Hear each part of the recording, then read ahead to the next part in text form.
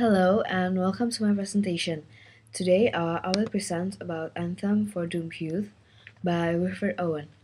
My thesis about this poem is soldiers die for their countries without any dignity. Owen had seen it himself and he poured his experience into this poem through comparison between typical funeral at church and what really happened at war.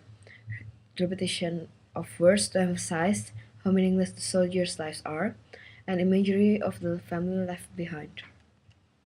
I'm using biographical lens to analyze this poem, and so biographical lens is the way to analyze the writer's biography, to show the relationship between the writer's biography and their works in literature. The author's experience plus the text equals to the meaning of the text. And because I'm doing biographical lens, uh, we have to look in Owen's background. So Wilfred Owen uh, joined the World War One. He was in France and he went back to England because of pressure of propaganda. And he joined the military and he became the second lieutenant in Manchester Regiment when he was 23. So he fought on the front line and saw clearly the deaths of his fellow soldiers. And he wrote to his mother that I have suffered seventh hell. I have not been at the front. I have been in front of it, to where the ground was not mud, not sloppy mud, but an octopus of sucking clay, 3, 4, and 5 feet deep, relieved only by craters full of water.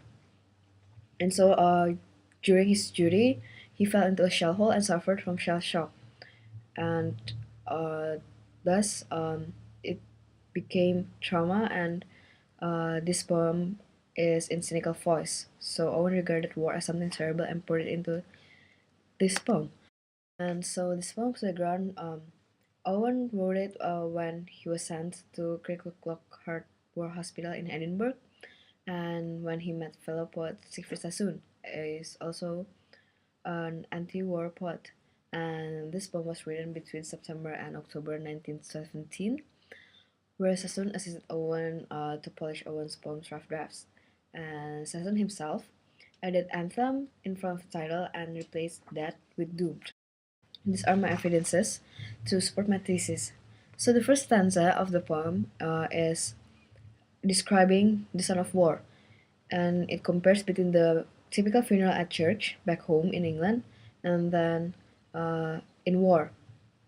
So in the first stanza, throughout the poem, it follows Petrarchan sonnet, but the rhyme follows Shakespearean sonnet. And so the first line was, "What passing bells for these who die as cattle?" And so you can see in the line that Owen refers as these, not those.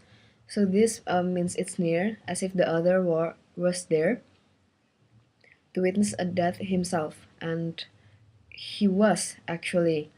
So, and also the words "who die as cattle," and cattle here refers to the soldiers who die in agony, and in human it's like slaughters because cattle die slaughtered by slaughter, and it's not purposeful or even noble. And in the next line we have only the monstrous anger of their guns, only the staring rifles rapid rattle. And so we have the alliteration of rifles rapid rattle. So when we pronounce it, it becomes rifles rapid rattle. It becomes like the sound of the gun, like rrr.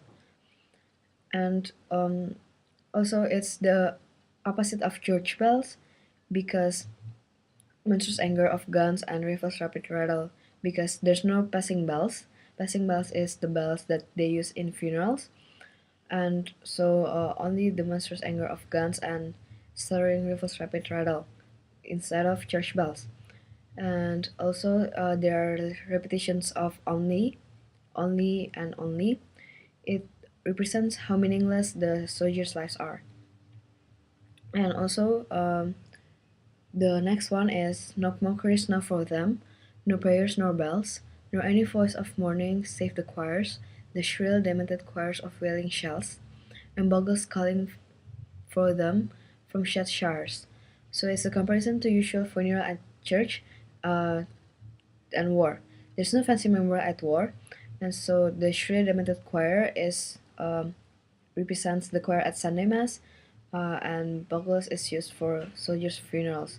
So instead of the choirs we usually have in Sunday Mass, they only have wailing shells as their background sound.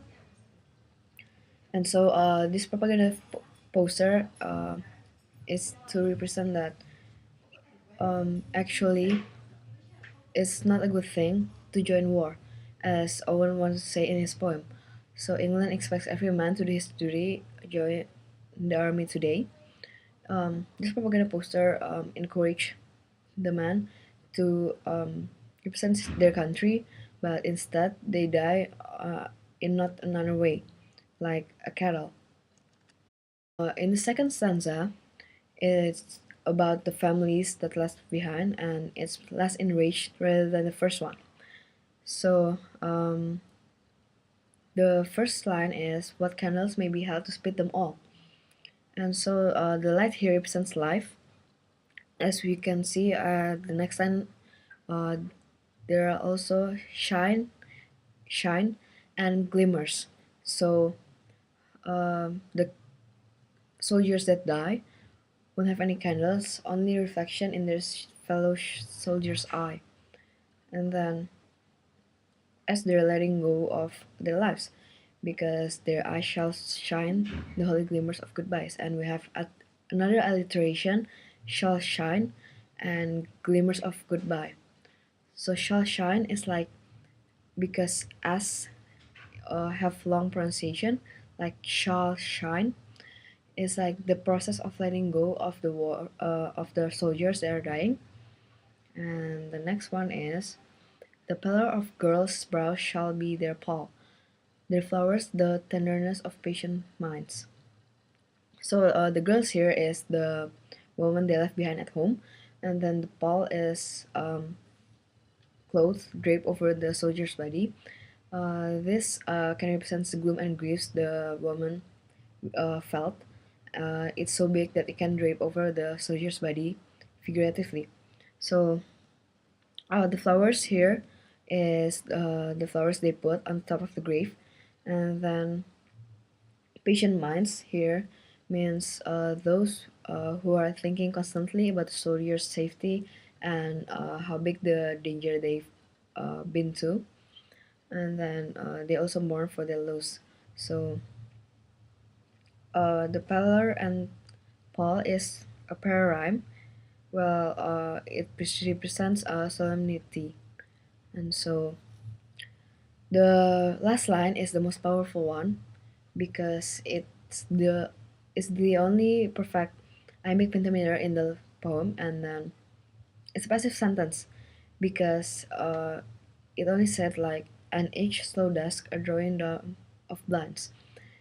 It, they don't. No one is doing the action. They don't. Owen didn't specify, so it's like Owen is trying to say that nobody's responsible for the death of the soldiers. And so the iambic pentameter also evoke the sentimental feeling, and as downhill, it's closure, because light is gone, because as the first one, the first lines they have candles and shine and glimmers, but now no, light is gone and life is wasted, because dusk means before sunset, it's before dark, so it's like the transition from light to dark. And so the drawing down of blinds means death, because in British practice, in World War I, you have to draw the blinds, so the household was in mourning to show that the household was in mourning. And then it's symbolism of families, because it's said drawing down of blinds. The families that the soldiers left, they want to close their eyes from realities of war, and then they don't want to see the reality, the fact that their brother or their husband or their son died because of war. And so this propaganda poster, um, uh, I picked this because it said that women of Britain say go. Instead of uh, they show a happy face, they show a sad face and stare longingly at the soldiers that are going. So in this poem, Owen described how the family mourned over their loss, although it seemed like that they support soldiers to go. And so that those are my analysis for this poem. Thank you.